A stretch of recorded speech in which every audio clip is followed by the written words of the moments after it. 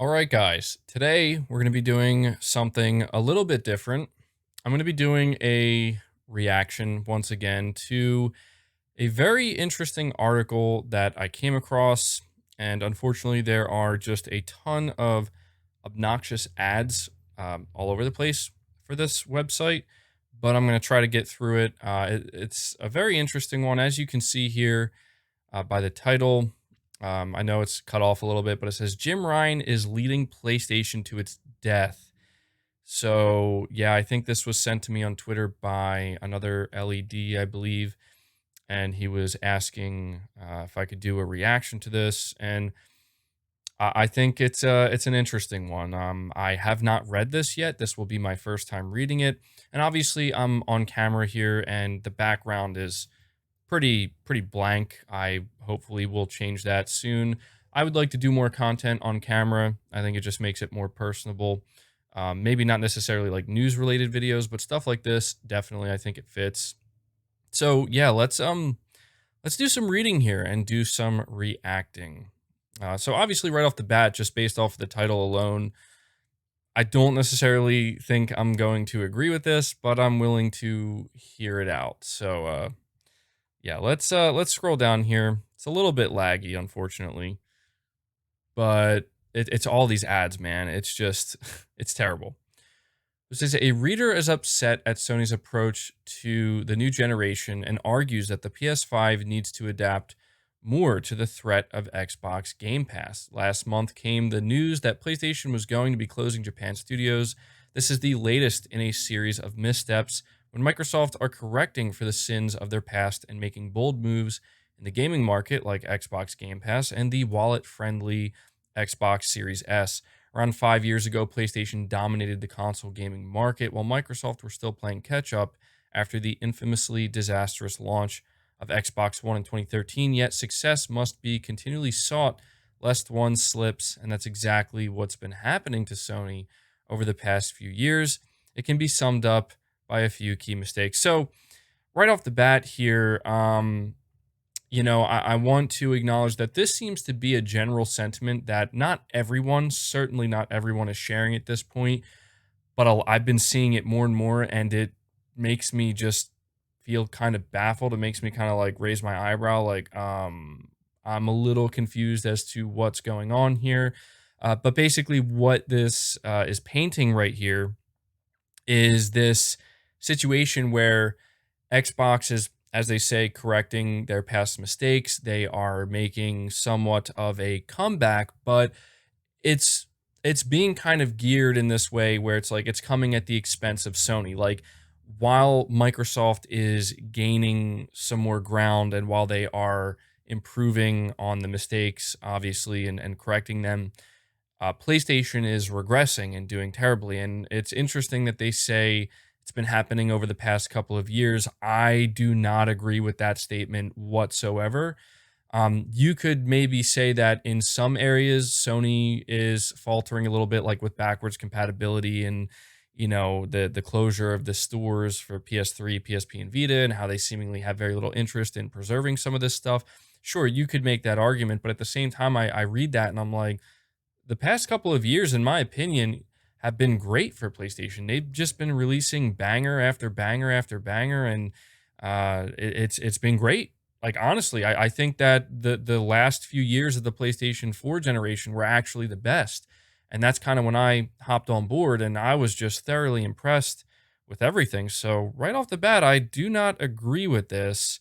I mean, I agree that Xbox is making some big moves, obviously, and they're definitely becoming more of a threat to PlayStation.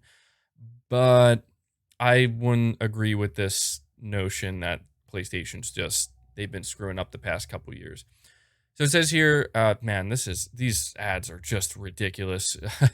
The biggest problem will be the lack of investment in acquiring or expanding first party studios. During the time span of PlayStation 4, Microsoft acquired a handful of game studios and then ended the console generation with the bombshell that they are going to acquire Bethesda. In the same generation, Sony only acquired Insomniac Games but closed two studios. Sony, if they wanted, could have continued to invest in studio acquisitions to bolster their first party offerings. And let's see if I can actually scroll down here without my computer completely freezing up. So all right, let's read a little bit more before I say any more. It says brilliant studios like From Software to or IO Interactive and Respawn Entertainment changed hands during this time. And there was even talk of Sony acquiring Remedy Entertainment last year, with Microsoft now packing 23 game studios. It only had 8 at the start of last generation. To Sony's 12, only half of Microsoft's games need to be very good, and they will have triumphed over Sony as expected. Microsoft have already announced that forthcoming Bethesda games will be exclusive to Xbox and PC, which is a huge blow to PlayStation gamers. So that's the first problem that they're highlighting here, is that apparently it's a problem that Sony is not acquiring studios. There is one really important aspect to this article that they are completely foregoing and they're not talking about, and that is the fact that Sony is actually growing in a very big way. They're just not growing in the same way that Microsoft is. To whereas Microsoft is going out, they're buying studios actively. They're trying to buy as much talent as they can. They bought Bethesda. We all know this. Sony is taking a completely different approach where they look at each of their studios. And let's be honest right now, PlayStation's greatest strength are their studios. I think right now it's easy to say that Microsoft also matches that strength because of the amount of studios they have, the amount of new studios they just acquired with Bethesda. I don't necessarily agree with that. I think that Microsoft still has a lot to prove, and we're going to see if they do end up proving that. Because I feel like Sony has already done that with their studios. Sony has some of the most prestigious studios that are out there, right? And what Sony is doing is they are organically growing those studios. So Naughty Dog is being grown to have 2 AAA teams, maybe even 3. Guerrilla Games is being grown internally, bringing on more and more talent to separate them and create 2 separate AAA teams that are working on 2 separate games.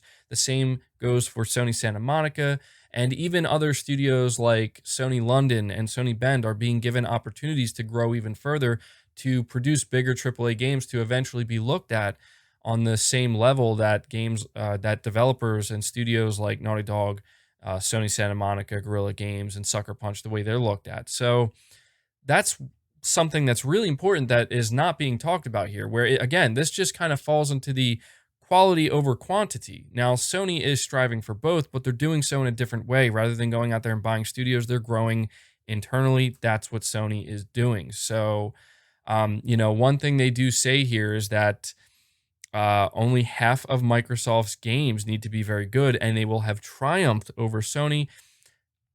Okay, I mean, maybe that's one way you can look at it, but have you not seen the track record for Microsoft Studios? I mean, sure, maybe there's more of a guarantee. I guess you could, I don't know if you could call it a guarantee, but there's a much higher chance that Bethesda produced games underneath Microsoft will be able to, be looked at in a much more positive light. And Microsoft can say, hey, those are our games now.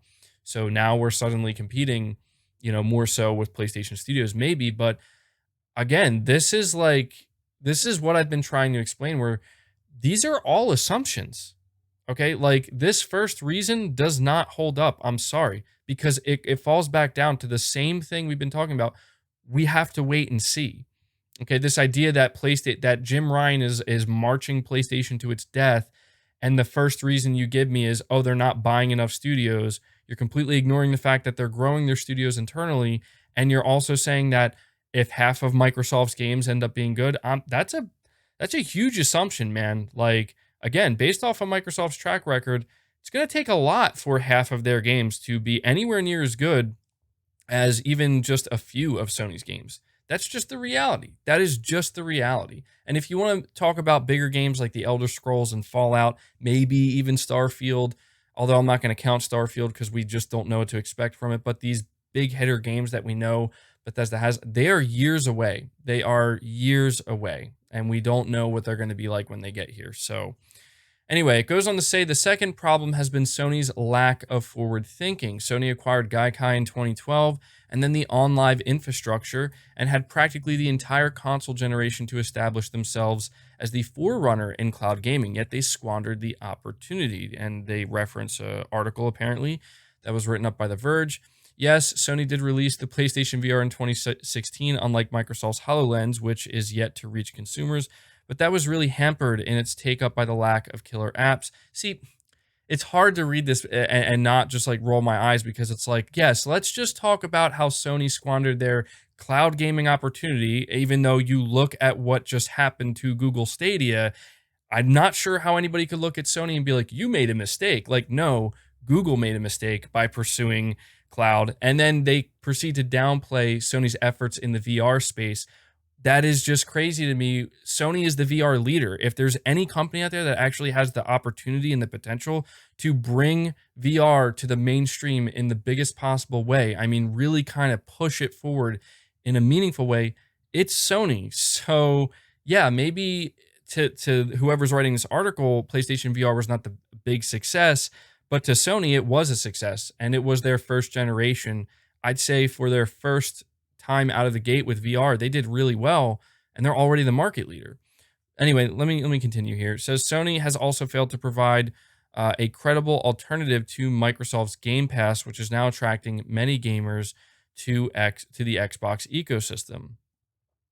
So just to speak to, Game Pass is always mentioned here. Listen, in my opinion, Microsoft's greatest strength is not necessarily the amount of studios that they have. It is Game Pass. I can't deny that. Like, Game Pass is the main priority and the main focus for Microsoft. As to whether or not that's going to, in the long run, be a serious threat to the PlayStation business and the way Sony conducts their business and the way Sony handles their gaming division, we don't know. What we do know is that Microsoft is doubling, tripling, even quadrupling down on Game Pass, and that is something Sony has to contend with just from a value proposition standpoint. Because if there's any serious threat to Sony in the long run, it is not just Game Pass. It is the amount of studios that Microsoft does have.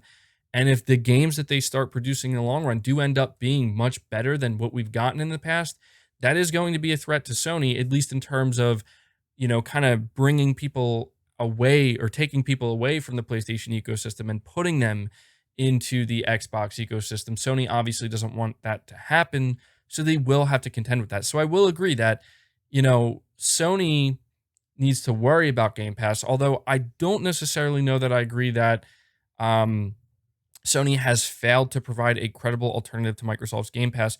I talk about this all the time, and people don't, I don't know if they don't understand or if they just don't care, but when I tell you that Sony is already doing this, like, Sony does have a plan to combat Game Pass. Sony could make their own version of Game Pass literally next week and do the exact same thing Microsoft is doing, and suddenly, boom, PlayStation has a big time competitor to Game Pass. If Sony were to ever announce that they're putting all of their first party titles into, let's just say, PlayStation Now, day one, right? Like, every single one, there you go. You suddenly have a major competitor to Game Pass, and it wouldn't surprise me if Sony were to actually just completely surpass Game Pass in terms of subscribers, because let's be real, people want Sony's games, and they're going to certainly subscribe to a service that will give them those games for $10 or $20 a month, day one. That's just what's going to happen. So, you look at that, you look at the PlayStation Plus collection. That's something, in my opinion, that is clearly set up to one day potentially be a serious competitor to Game Pass. You also look at the value that Sony's providing with PlayStation Plus games every month. They're just kind of knocking it out of the park. So, again, these are all things that this article is failing to mention. It's like, oh, Game Pass, but it's like, yeah, Game Pass, that's great, and that's definitely something Sony has to contend with, but so you're going to sit here and say Sony's not doing anything?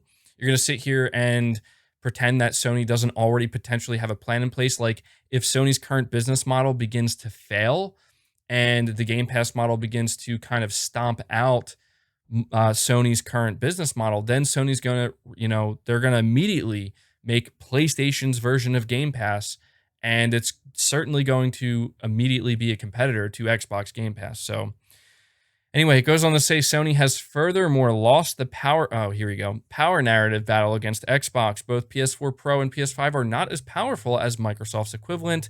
Of course, the visual difference for these may only be visible to sharp-eyed gamers, but power matters and has some influence on the purchase of the console, especially for core gamers. Just look at Microsoft's continual marketing around Xbox being the most powerful console. Okay. Yes, look at Microsoft's continual marketing around Xbox being the most powerful console. That's why Sony is selling more consoles, right? Because Microsoft's focus on the power is leading to Xbox selling more consoles. No, it's not. PlayStation is selling more consoles. It completely stomped the Xbox One X. Um, with the PS4 Pro, it being the less powerful console, not just in terms of units sold, but also with how damn good their games looked. Granted, it was mainly exclusives, but still, people cared enough to be like, I'm going to go buy a PS4 Pro. These games look amazing. I want to play them, right? The power narrative, it says here power matters. Yes, it does. It does in terms of, well, what do you expect from next gen? You certainly don't expect a PS4 Pro Plus. And let me tell you, anybody who's going to tell you that the PS5 is a PS4 Pro Plus, they are beyond wrong. They're just they're in a whole nother realm. I don't know what they're thinking. But it's true that the differences between these consoles are very minimal so far. There have been some things that fall in favor of the PS5, some things that fall in favor of the Series X. I've always tried to explain, though, that the philosophy behind the PS5, the architecture behind the PS5, the focus on the IO throughput, the focus on the SSD speed, the focus on the more narrow but faster design with no bottlenecks, that has been done purposely in order to potentially change game development in the long run. Again, go look at Unreal Engine 5 and that demo that they put out. Go listen to what, Epic Games and other developers are saying about the importance of, streaming in the future and just being able to seamlessly stream in assets no problem.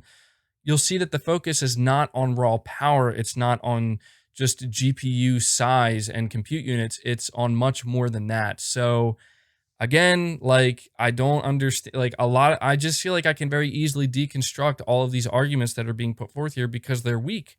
They're weak and they don't hold up. And if they're trying to convince me in this article that all of these reasons so far that they've listed, this is telling me why Jim Ryan is leading PlayStation to its death, I'm not I'm not understanding. I'm not following and I'm not agreeing because it just doesn't hold up.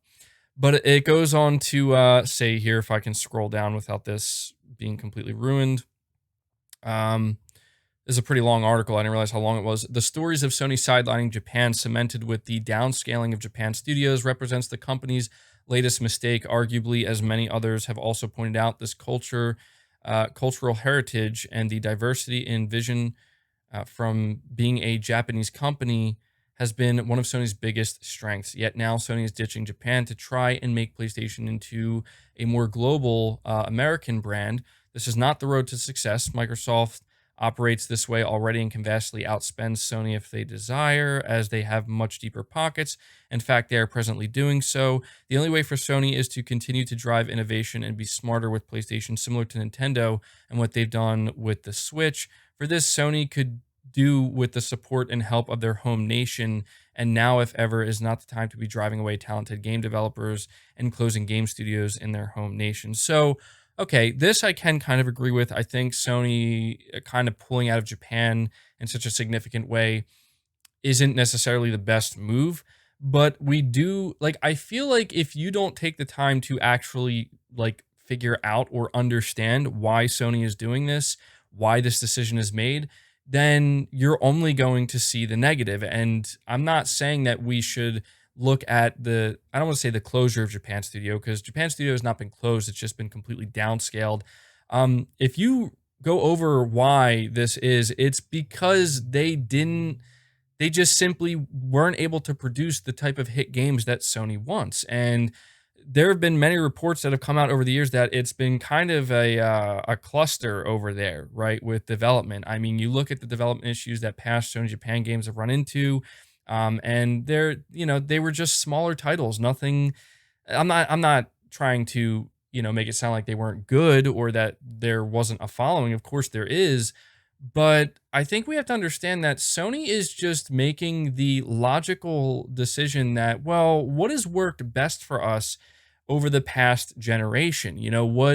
What is it that people talk about most? What has made us the most money? And the truth is, the hard truth is, their big triple A titles have done that. Now, we also have to understand that the console market in Japan has been rapidly shrinking year after year, and Sony's presence in Japan, PlayStation's presence, just has not been nearly as strong as it used to be. And so, I'm not saying that we should celebrate this, but again, like, this article is not pointing any of these things out. It's pointing out that there's, yeah, of course, there's a cultural heritage here. This is where Sony is from, obviously. And I do think that Sony needs to ensure that they keep, they keep some relevance in Japan. They keep these partnerships. They continue to grow these partnerships. They shouldn't abandon Japan completely, obviously, but this is just the reality of it. Like, just because Sony is pulling out of Japan a little bit doesn't mean that that is the death of PlayStation. I do not understand this notion. I just don't get it. And they almost try to make it sound like Sony is trying to make it seem like they can outspend Microsoft. Obviously, Sony can't do that, nor would they need to do that. It does mention here that Sony needs to continue to innovate and be smarter, and I do agree with that, but I think that that's exactly what they're doing. I think that that is what Sony is doing. You'll be surprised to know that Sony has a lot of other games in development right now outside of the third person action adventure open world game. And we're going to see that this generation. They also have a lot of partnerships as well. You could argue that them pursuing second party partnerships and deals like they are in third party is the smarter way of going about it rather than just acquiring a company. And that's what they're doing. So I don't know how much longer this is. Hopefully, it's not much longer. But it says here that there has already been plenty of missteps from Sony from the crossplay debacle about Fortnite. Okay, yeah, I know that's such a massive misstep. The announcement that Sony believes in next generation, but then to subsequently announce games like Horizon Forbidden West and Spider-Man Miles Morales will also be released on PS4, a relatively unintuitive PlayStation 5 dashboard. That I can kind of agree with. To the current problems with the DualSense joysticks, I mean, come on, man. Like, are you really going to nitpick this much? Meanwhile, Xbox has been driving great initiatives in backwards compatibility, auto HDR and FPS boost, and cross-generation / cross-platform play, smart delivery and cloud saves, syncing with PC. It's a shame to see PlayStation slip so much, relatively speaking. In the past few years, there has been an attitude of we are doing well, we don't have to do anything differently within the company, seemingly pushed by the top man, Jim Ryan. One only needs to look to the likes of companies like Nokia or Kodak to see what happens when you don't try to keep on top of the competition and lack a forward vision. It could be argued that Sony could recover from a bad generation, just like they did with the PS3. Okay, they're implying that the PS5 generation is going to be bad, even though they're breaking records with consoles sold, but let's just ignore that. Microsoft did with Xbox One and Nintendo did with the Wii U, but there's more at stake here. Sony is a shrinking company relying mostly on its entertainment division for income, and so it is questionable if it can survive another failure. On top of this, the market is slowly changing. Cloud gaming and mobile gaming will become bigger and eat away at console gaming, so there may not be another console generation the same way as before to stage a recovery. At the moment, Sony will be coasting on the success from the previous generation, but continuing on their current path will likely lead to relative decline. All of this is cause for concern, not just for PlayStation gamers, but also Xbox gamers. Okay, this article is definitely taking some liberties. A weakened and embattled Sony may mean a lack of strong competition against Microsoft in the gaming market. It would be better for everyone for Sony to realize their souring circumstances. All right. I am baffled, man. Like, I don't understand what's happening. Like, Microsoft makes a couple of good moves and big moves with the Bethesda acquisition, and suddenly Sony is on the ropes, man. Sony is done. Sony is just they're in a terrible position. I do not understand what is happening with the mindset of people. And I'm going to tell you right now, Sony doesn't need to worry much right now. Okay. Like, if you are buying into what people on the internet, what people on Twitter, what people in comment sections are saying, what Xbox YouTube channels are saying, what Xbox fan sites are saying about how Xbox is now dominating and Xbox is now completely overshadowing Sony, and Xbox is a Microsoft is a 1 trillion dollar company, and they just bought Bethesda and they're going to buy more. If you think that that's going to lead to the death of PlayStation, or that suddenly PlayStation is going to have a severe issue with this generation like they had with the PS3, you are literally delusional, and you need to take a step back and realize that Sony is not becoming complacent. What Sony is doing, and I have tried to explain this at nauseum, and it's just it's weird to see how people don't seem to understand this. Sony is not getting complacent. Okay, Sony may not be making all of the moves lately that really bring out a lot of excitement. Like, nobody's getting excited at the fact that Sony's closing the PS3 storefront. Nobody's getting excited at the fact that Sony is downsizing Japan studio. Okay, that's just not things that people are getting excited about, which is understandable. But Sony has to do what they have to do. Sony is doubling and tripling down on what has worked for them. It's not that they're just, oh, we're just going to keep doing the exact same thing. No, they're just going to try to do what has worked for them and do it better and do more of it. How is that so crazy? When are people going to realize that Game Pass exists because Microsoft had to make it that way? They weren't selling games, they weren't selling consoles anywhere near to the extent that they needed to in order to make the business profitable. Sony is literally, the PlayStation division under Sony is literally breaking records, setting new records for Sony. And yet we're going to see articles written up that PlayStation's dying and PlayStation is being led to its death. Like, are you literally out of your mind? You must be to believe that. If you want to give Microsoft credit and say that Microsoft has been doing great with Xbox and they're making some, big comeback moves in some ways, then sure, I can totally agree with that. If you want to talk about how great of a console the Series X is, it's great to have Outriders on Game Pass day one. Of course, these are all things that Microsoft is doing that is great. They're acquiring studios. They're just much more serious this generation. And if you want to celebrate that, you should, because Microsoft is being much more serious this generation. But to sit here and try to flow with this narrative that's being pushed by Xbox fanboys that suddenly Sony's in a submissive position, they're against the ropes and they're not going to, they're a sinking ship. You're delusional. You are just pushing a narrative that is just literally false. And I know that people may look at this and be like, why are you defending so much? It's not necessarily that I'm trying to defend, it's just I'm trying to point out the reality. The reality of the situation is Sony is the one putting out the amazing games that are winning Game of the Year. Sony is putting out games that are just literally blowing away the competition in many areas. Sony is the one selling consoles at a rate that they simply can't keep up with. Sony is the one that is projected to sell 7.6 million units, making it the fastest selling console ever. Right? Sony is the one providing amazing value as well with just giving away free games with the Play at Home initiative, giving away free amazing games with PlayStation Plus if you're subscribed to it. Right? Sony is the one doing all of these things, and all of these little nitpicks like, oh, stick drift, and I don't like the dashboard, and they had to downsize Sony Japan. I'm sorry, but Sony downsizing Japan Studio does not take away any of my excitement for the future titles that they have coming, the games that they have coming this year, the games that they have coming in the long run. This idea that they're becoming more westernized, I'm not opposed to that because, in my opinion, I mean, yeah, Sony needs to maintain that unique style that they have with, their Japanese games that they bring in the long run. But I love the games that Sony's been producing, and most people do. That's why they sell so well. That's why they do so well. Again, like this idea that Sony needs to panic because of the value proposition that Microsoft is offering with Game Pass and buying Bethesda. No, like that's not going to stop a game like God of War and a game like Horizon Forbidden West from selling 10 plus million copies and moving a crap ton of PlayStation 5 units. It's just going to make people who are invested in the PlayStation ecosystem maybe consider also investing in the Xbox ecosystem. That's the whole thing I'm trying to say. I do agree. Sony needs to be on their toes. They need to do everything they can to remain on top.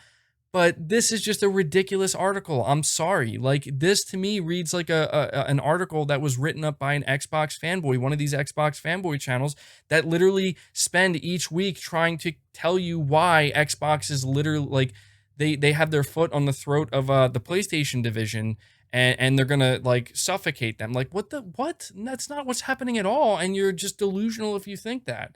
I mean, there was very little in this article that, in my opinion, holds up. Very little at all. Very easily deconstructed. If there were some actually really compelling reasons here as to why Jim Ryan is leading PlayStation to its death, maybe I could entertain that. But there's not a single thing here that, again, this is just fear mongering.